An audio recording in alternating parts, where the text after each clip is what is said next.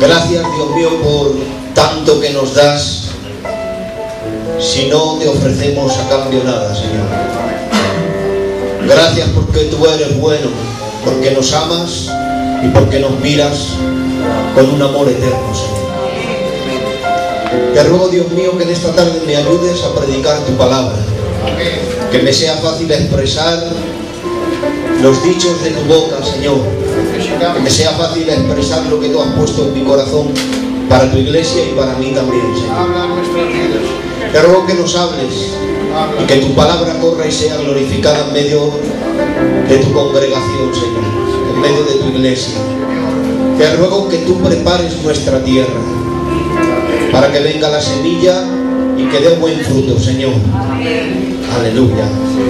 Te ruego que tú me ayudes en el nombre de Jesús. Amén. ¿Cuántos necesitan al Señor? Levanta tu mano conmigo para Él y digan conmigo un poderoso aleluya. Aleluya. Necesitamos al Señor siempre. Gloria a Dios. Vamos a dar las luces.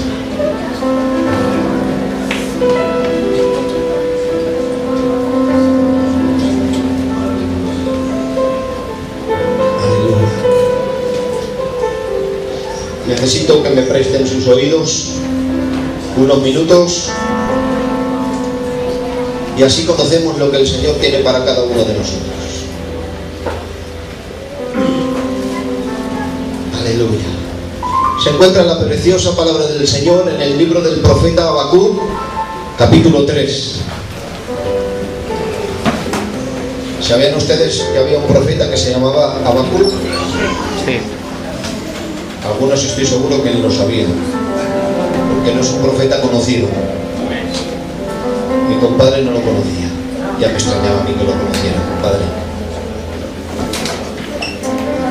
Aleluya. Miren lo que dice la palabra del Señor. Capítulo 3 del libro del profeta Habacuc y verso 2. Dice: oh Jehová, he oído tu palabra y temí. Oh Jehová, aviva tu obra en medio de los tiempos. Aleluya. En medio de los tiempos, hazla conocer. Aleluya. Voy a volver a repetirles lo que el Señor ha puesto en mi corazón. Dice: Señor, oh Jehová, aviva tu obra en medio de los tiempos. Amén. Tomen asiento.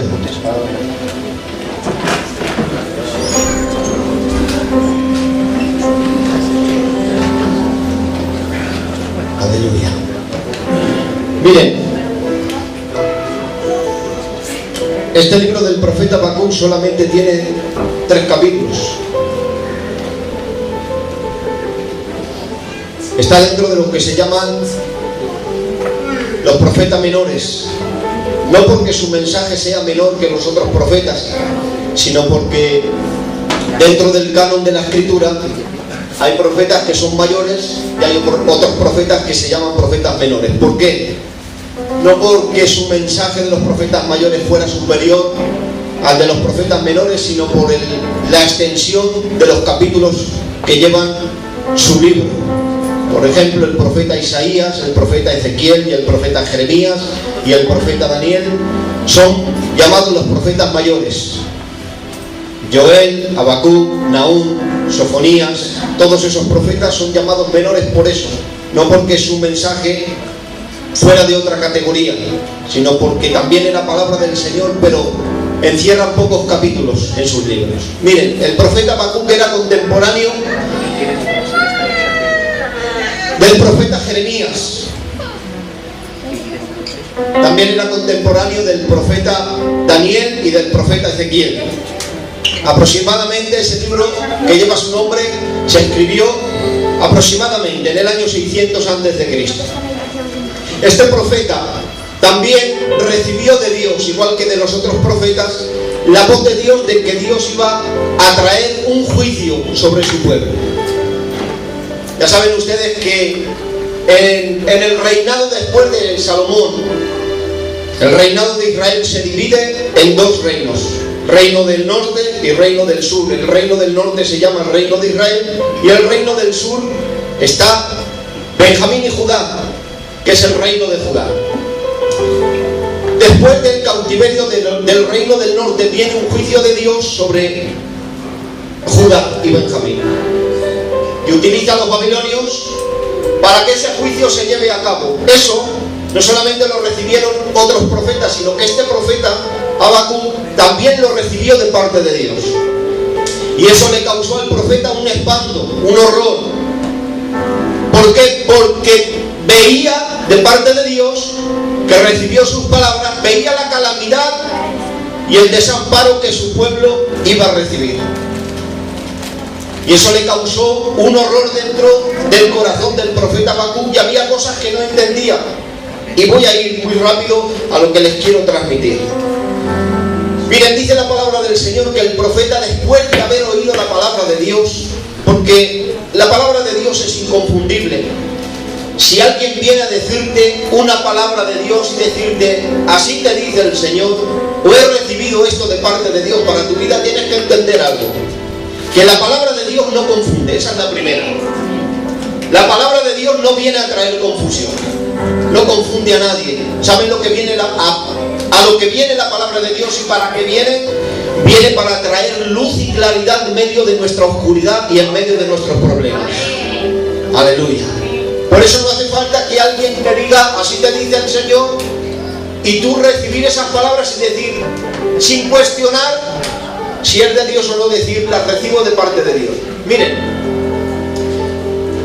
hubo un hombre hace poco tiempo, que no voy a decir quién es, que no es de la iglesia, si no lo hubiera echado.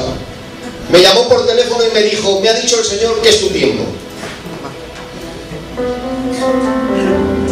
Y yo le dije, ¿pero el tiempo de qué? No lo sé. Me ha dicho el Señor que es el tiempo. Pero hermano, ¿el tiempo de qué o para qué? Porque yo tengo proyectos, si es para la iglesia, y creo que son de Dios. Bueno, Dios me ha dicho que es el tiempo. Hay a veces que es mejor que uno se calle y que se retenga. Pero ¿saben lo que le iba a contestar? Se los digo a ustedes que son mi iglesia. ¿Saben lo que les iba a contestar? Mira, hermano, tengo el proyecto de cambiarle las ruedas al coche, o de cambiar el aceite al coche, y no sé si ese es el tiempo en que se lo tengo que cambiar o me tengo que esperar, pero me callé. Miren, la palabra de Dios no viene a confundir. ¿Verdad? Cuando recibes una palabra de Dios, te viene directa al corazón y te trae luz y claridad a tu vida y a tu problema. Cuando viene la palabra de Dios es inconfundible.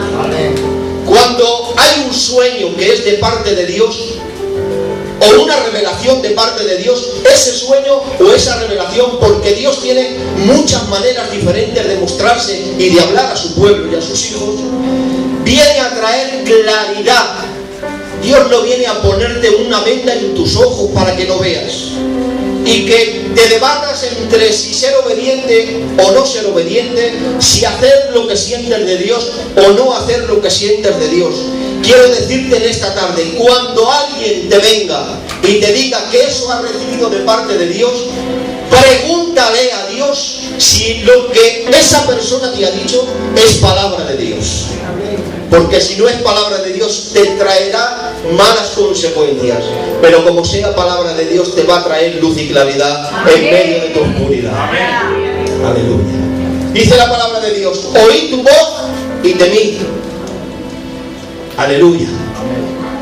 Pero miren, cuando dice el profeta que escuchó la palabra de Dios, oí tu voz y temí, no se refiere a un temor de miedo, de ese miedo que es esa sensación que nos invade a nosotros de temor, de que te arrincona, de que te ningunea, de que te hace que eres pequeño, de que te hace entender de que tienes un sentimiento dentro de ti que te arrincona y te paraliza. No es ese miedo. Cuando viene la palabra de Dios no te causa ese miedo. No es que tengas un miedo de que te vaya a pasar algo. Esto no se trata de seguir a Dios porque tengo miedo a ver lo que me va a suceder. No, esto se trata de que yo tengo temor de Dios, pero un temor reverente. Aleluya.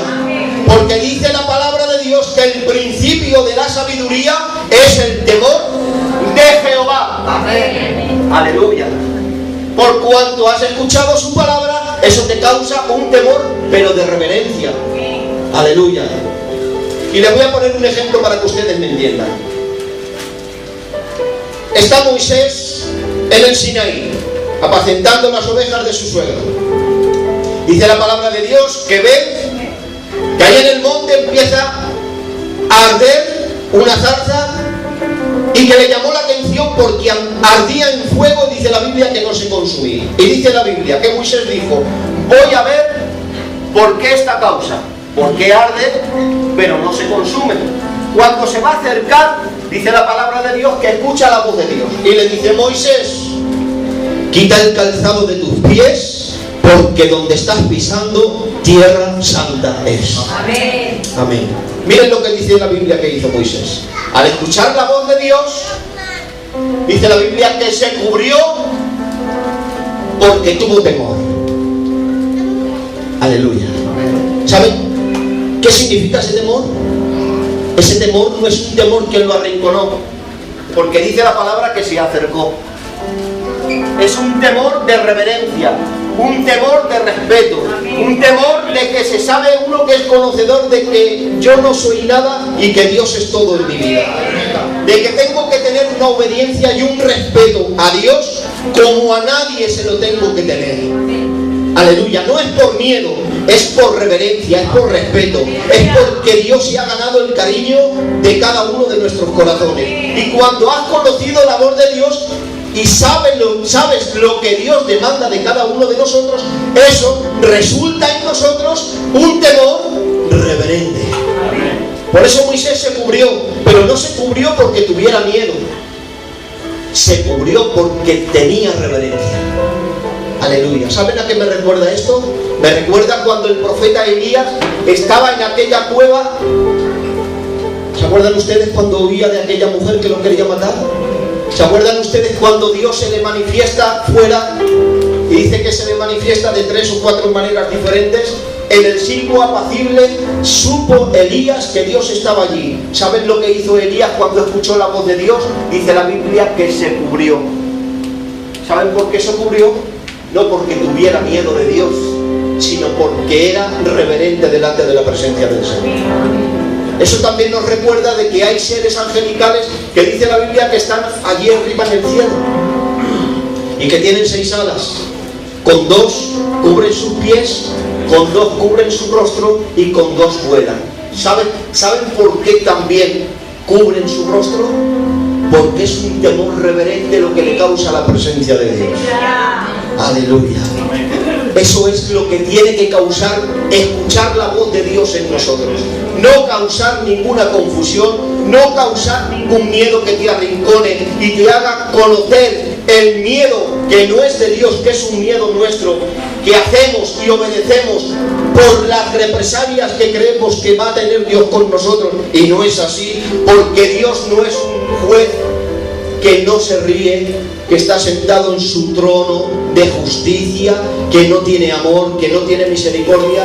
Deja de tener ese concepto de parte de Dios. Dios es mucho más que eso. Dios es amor. Dios es justicia. Aleluya. Pero también es misericordia. Aleluya. Eso es lo que tiene que causar la voz de Dios en cada uno de nuestros corazones. Temor reverente.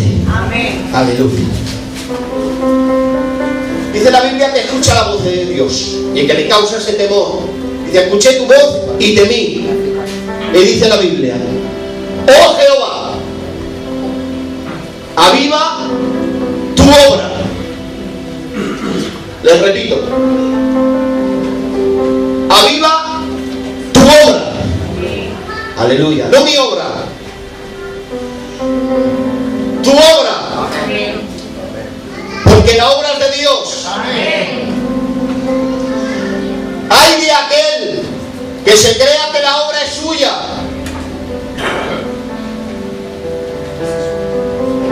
Apañados estamos. Si creyéramos que la obra se sostiene porque la obra tiene un encuentro con la humanidad del hombre. La obra se sostiene porque es Cristo el que la sostiene. Aleluya. Aviva tu obra.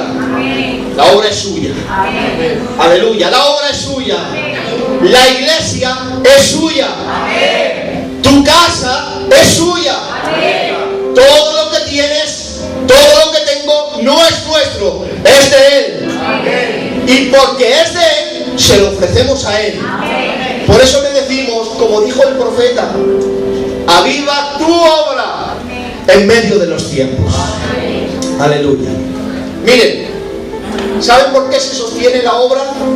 ¿Saben por qué todavía después de tantos años, después de tantos pastores, después de tantos cultos, después de tantas alabanzas, después de tanto que hemos estado reunidos, después de tantas visitas, ¿saben por qué se sostiene la iglesia? ¿Saben por qué todavía la iglesia se mantiene en pie? No es por los predicadores. Y perdónenme, que el tío Manolo es mi padre y el tío Emilio es mi amigo. Y el hermano Camilo también es mi amigo. No es por los predicadores.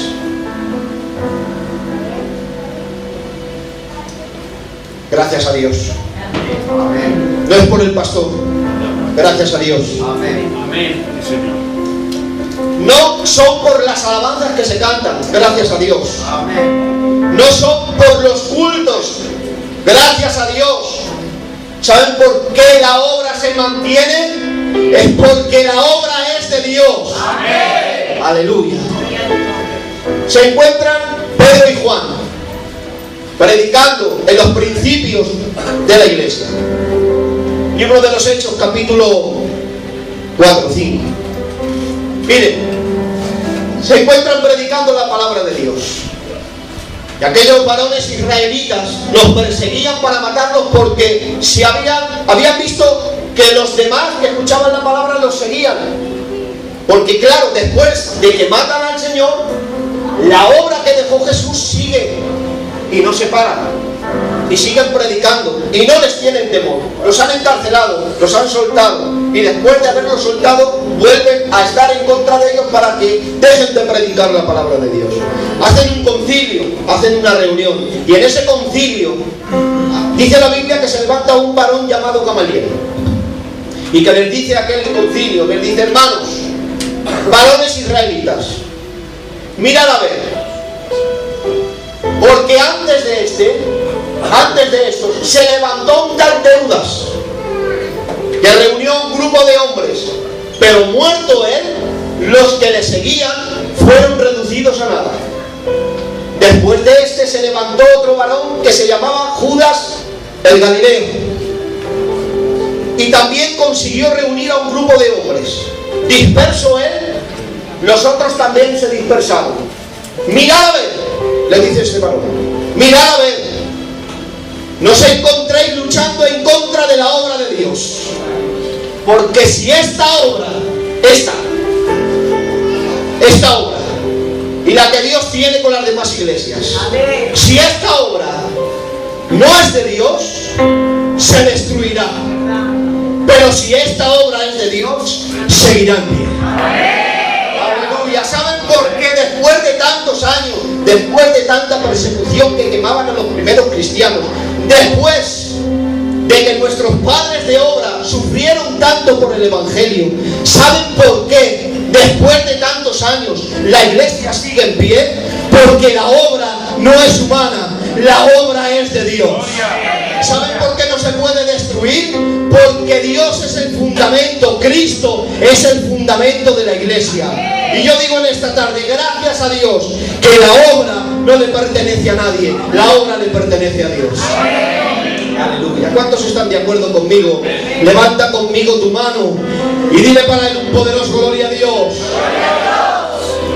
Aleluya. Aviva. Aviva tu obra. ¿Por qué le dice a Dios aviva tu obra? Porque veía que la obra se estaba apagando. Ardía, pero no con esa intensidad que tenía que arder. No se había apagado, porque si se apaga, el profeta le hubiera dicho: vuelve a entender porque se ha apagado.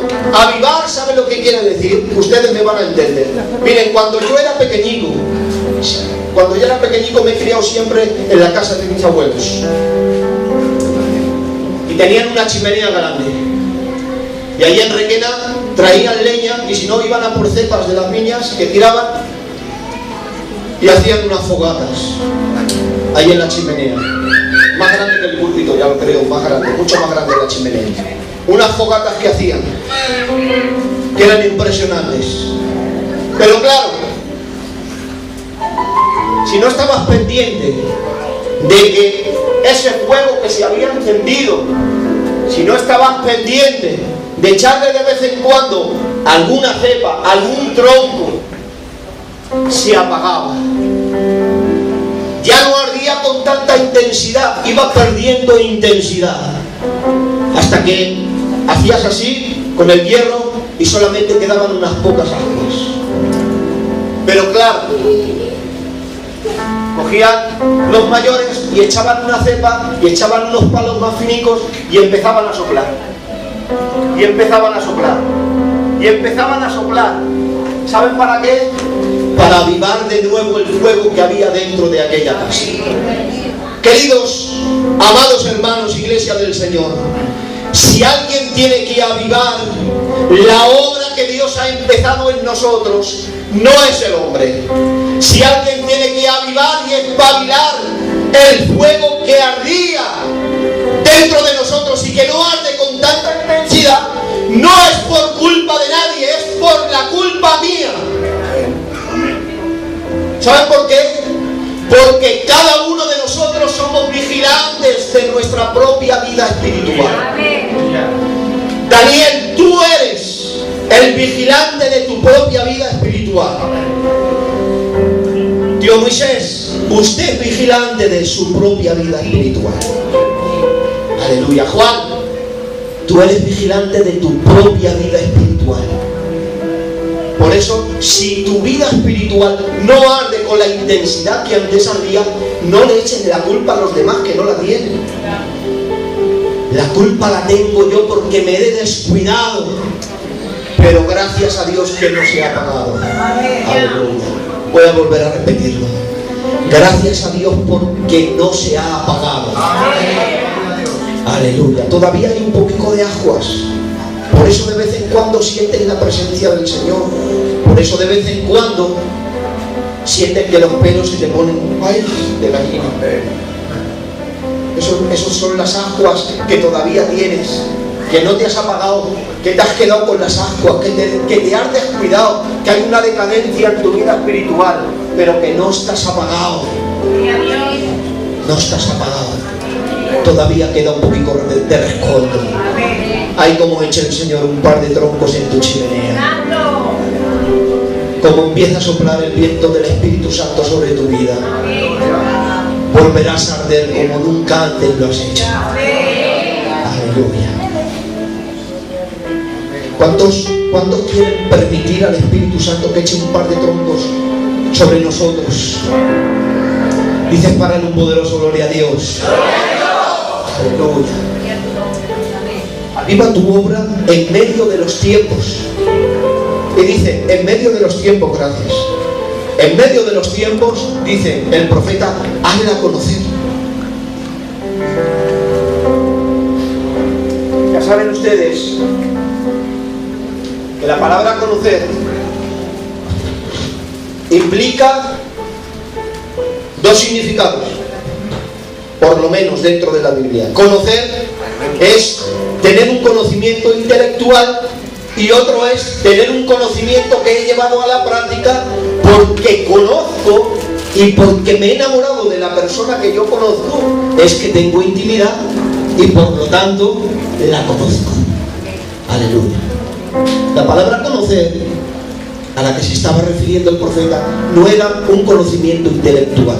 ¿Saben por qué? Porque el pueblo sabía por dónde estaba pasando. Pero el profeta les dice, en medio de esa calamidad que tiene que venir, aviva tu obra. en medio, no al principio ni al final, en medio de los tiempos. Hazla conocer, no un conocimiento intelectual, porque nos sobra mucho intelecto y estamos faltos de pasar a tiempo a solas con el Señor. Amén.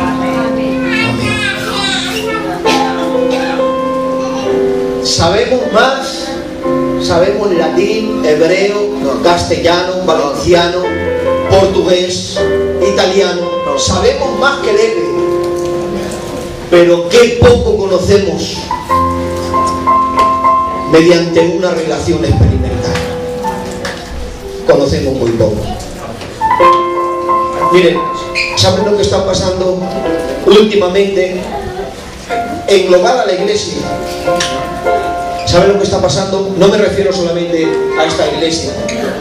Y como soy el pastor, ustedes me van a permitir que yo les hable así. Miren, ¿saben lo que está pasando? Está pasando que antes yo no tenía que depender de la gloria que caía en la iglesia cuando el coro cantaba, ni dependía de las horas de oración y de búsqueda y de capacidad del predicador que pasaba por aquí delante. No, yo dependía de la fuente. ¿Saben lo que está pasando ahora? Que venimos aquí, perdónenme, secos.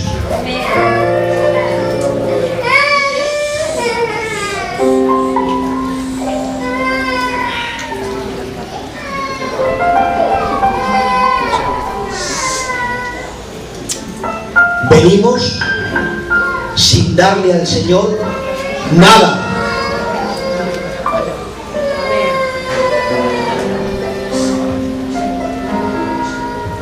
Le voy a hacer una pregunta y no me conteste nadie. ¿Cuánto tiempo hace que no estás a solas con el Señor? Y quieres que Dios te avive. Porque sabes que no estás como deberías de estar. Pero escúcheme, pero vienes a la iglesia y esperas que el pastor tenga una buena tarde y que las del coro tengan una tarde ungida.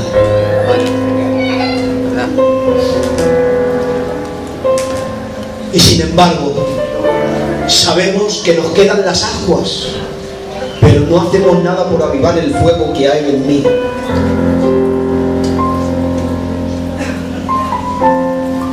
¿Saben? ¿Saben lo que echo de menos? Yo, se los voy a decir. Miren, echo de menos estar sentado en el suelo escuchando alabanzas y pensar en el Señor, sin decirle ni una sola palabra, solamente decirle una: aquí estoy. Me bastaba, era suficiente.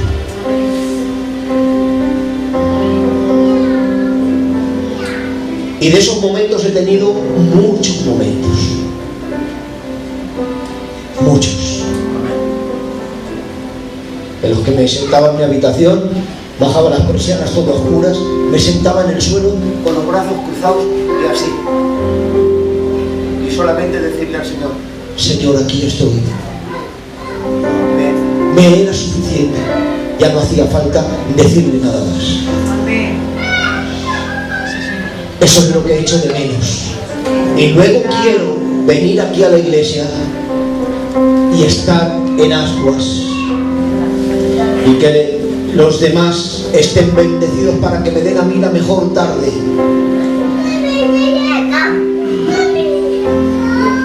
Pero no es así. Aviva tu obra en medio de los tiempos. Y en medio de los tiempos, hazla conocer. Señor, ¿sabe lo que le estaba diciendo el profeta? Y con esto voy a acabar. ¿Sabe lo que le estaba diciendo? Señor, sé toda la calamidad que viene a tu pueblo. Sé que te han dado la espalda, que ya no están como antes.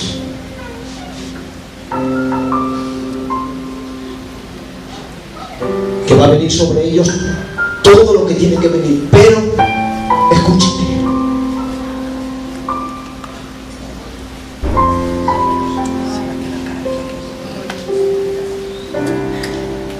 En medio de esa calamidad que tienen que sufrir, no los desampares. Hazle conocer por medio de una relación experimental que tú sigues estando con ellos. Amén.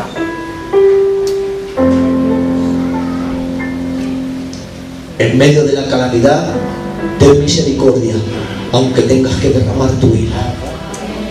Oh.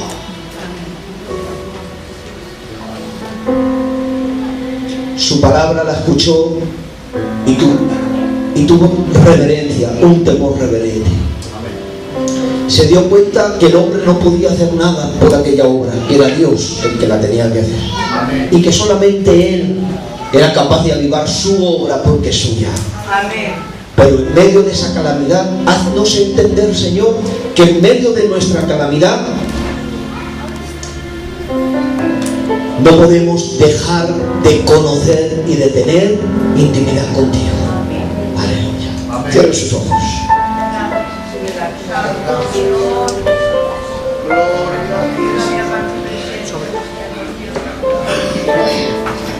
Aleluya. Vamos a apagar las luces.